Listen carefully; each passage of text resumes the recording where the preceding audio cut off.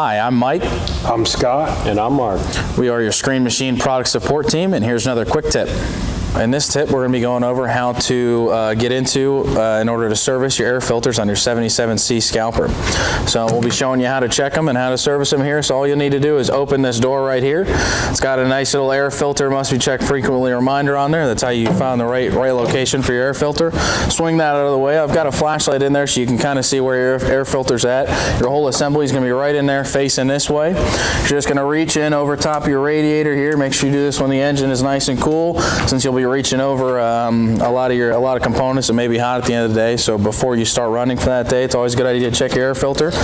Remove your cap by just undoing those two clips I just did on the other side. Just like the rest of our air filters, there's a label for the top, and then this nozzle here is always going to be at the bottom part of that assembly there. So we're going to take that, set it aside.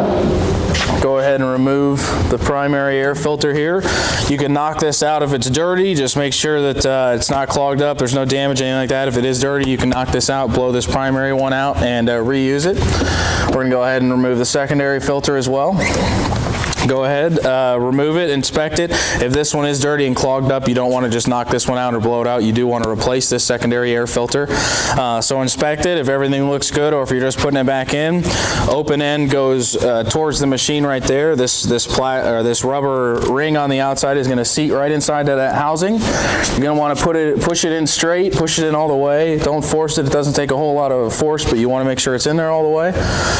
Installing your primary air filter, that goes over your secondary just like that. So we're going to do the same thing. That rubber end also has a seat that it seats in there. So you want to put it in there straight around the secondary one, make sure it's seated all the way in there. Put your cap back on the assembly. Remember, that's the top, that's the bottom. You're going to want to make sure you push these two clips out of the way so that when you put it on, they won't be interfering anything. So just slide it back through that window there. Make sure that the top, it might not be straight up and down, especially on this engine. You've got some other engine components right below it, but just make sure the top is close to the top and that bottom part is close to the bottom. Take your clips, push them back over the backside, and then pull the clip towards you. And now you can see we've got everything back up in there. Everything's back on the engine, and we're ready to run.